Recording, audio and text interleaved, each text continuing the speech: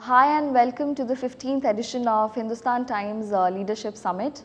I am Fahmeeda Naz and I have Dr. Rola Hallam with me. Her quest to provide healthcare facilities and hospitals to people in Syria has led her to launch CanDo, which is a not-for-profit social enterprise. So let us know a little bit more about CanDo and how did it come into being. Sure. So I've been involved in the humanitarian response in Syria for the last 6 years, working with various Syrian-led organizations, helping to rebuild destroyed hospitals across the country. And one of the things that I realized when I got so involved was the huge role that local doctors, nurses, and aid workers play in the humanitarian response. But this response was really not recognized and not acknowledged, and therefore not supported by the traditional humanitarian system. So in the context of Syria, imagine that researchers have found that 75% of the humanitarian work in Syria is being done by Syrian charities, but we get 0.3% of the aid budget. And so the problem is those on the front lines who are actually able to save lives are not getting any of the resources that they need. And that's why I set up CanDo, because I really want to enable and support those local aid workers who are working on the front lines.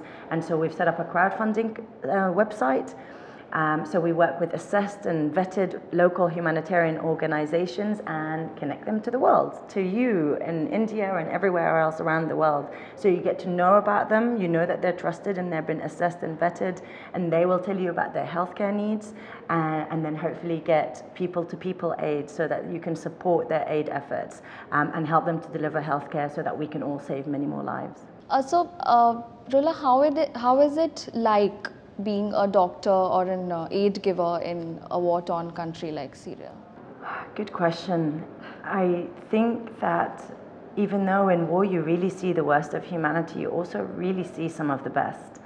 I'm just so honored and inspired every single day by the doctors and nurses and aid workers who we work with, who are there when bombs are falling on them, when they know that they're a target, when they know that their own lives are in threat, yet they still show up and they haven't left the country, they haven't left their countrymen and women and children to their own fate. They're still determined to be there to support them. The problem is that we often don't have any of the tools or resources that we need, and that's a really frustrating thing for anybody, right? Imagine seeing people dying in front of your eyes, and you know that you might be able to support them if you had the right medicine, if you had the right equipment, if you had oxygen, whatever it is. But when you don't have those tools, you have the knowledge, but then it's like your hands have literally been tied up and you're having to witness that. And so that can really have a devastating effect.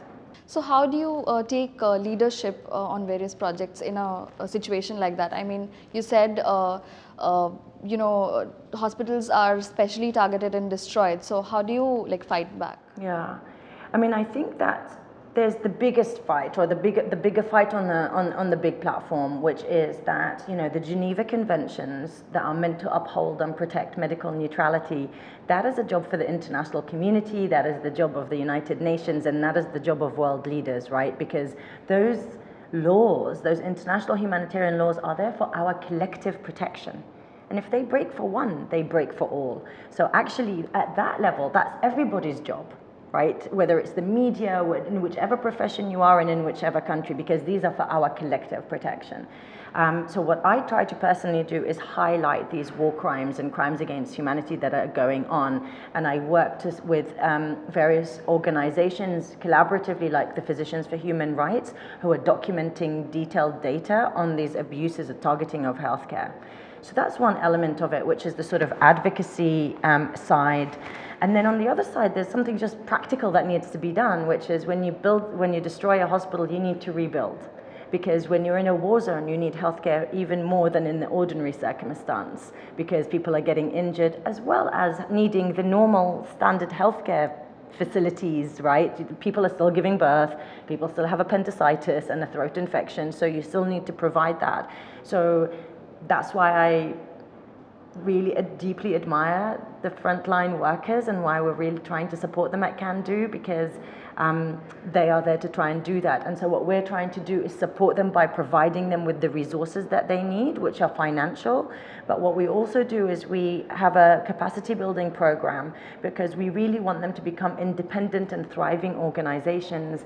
And you can only do that if they're able to fundraise and if they're able to communicate to around the world about the healthcare needs. So we have a kind of the advocacy, if you like, as well as that practical, helping them to rebuild, as well as capacity building. So earlier also you said that it's what you're doing is a people-to-people aid, and also in the panel you said the same thing. So do you really believe that people power is the greatest driver of social change? I absolutely do. I mean, I think whether you look back at history at the suffragette movement, or whether you look more recently at the Women's March movement in the US, or the difference that the youth vote made in the UK general elections, it's very, very clear that people really do have the power. I think the problem is a lot of our leaders, if I can call them that, or politicians, are trying to make us feel disempowered. And kind of giving us the false sense that actually it is only leaders or politicians or those in power who have that power, and I completely fundamentally disbelieve that. But what I do think we need is mechanisms for that people collective action. And I think that's what's often lacking. It's not that people don't care or people don't want to help. I think it's they often don't know how, and therefore when you don't know how, you might easily stop trying, right? And that's what we're trying to address, is saying, okay, well, we know that people want to support people in crisis. We know that people want to make a difference to those who are suffering. Let's provide a mechanism of connecting people directly to people so that that can be enabled. So it's a channel or a mechanism for doing that. So can I give you an example? Yes, sure, of course. So I mentioned on the panel that last year one of our partners, the Independent Doctors Association, their children's hospital was bombed for the 6th time. So we ran a campaign called the People's Convoy campaign. And what we wanted to do was rebuild a whole children's hospital in Aleppo area. So we launched the campaign, and an amazing 5,000 people from over 10 countries in just 12 days raised over £250,000. Right, to rebuild this hospital. And then we took this hospital equipment all the way from London across Europe to Syria to deliver the medical aid and the equipment to our partners, along with hundreds of messages of support and solidarity of all of the donors around the world, to tell them that people care, that people are hearing them and people are listening, and that they are there in support and solidarity. That is people power. And 3 months later, Hope Hospital opened its doors, and it's already treated over 12,000 children. That is people power. So how do you plan to sustain it? You have started a movement. How do you think you can sustain that? That's a really good question. And I think one of the things that we're really trying to do is separate out nationalities and geographies. Is trying to say, let's all connect on something much more profound and basic level, which doesn't mean we don't recognize our differences. We have so many differences, and we should be proud of these differences, but we also have so many shared values. And so we're trying to break down those barriers, if you like, and just try and mobilize this interconnectedness that we have. I think when you're trying to generate and create a movement, what we really need is multidisciplinary work. So when we cannot solve any of the world's problems when, healthcare doesn't get solved by doctors, right? It needs to be solved by engineers, by politicians, by our media friends. We need to all be part of something where we can say we have a shared vision. I'm going to play this part. You're going to play this part, and you're going to play this part, and we're going to think together, and we're going to work together. And I think that's how you develop and you sustain and you build a movement, by actually saying, I cannot do this alone. We need to collaborate, and we need to put our hands in each other's hands and do it together. Thanks a lot. That's all right. Thank you very, very much.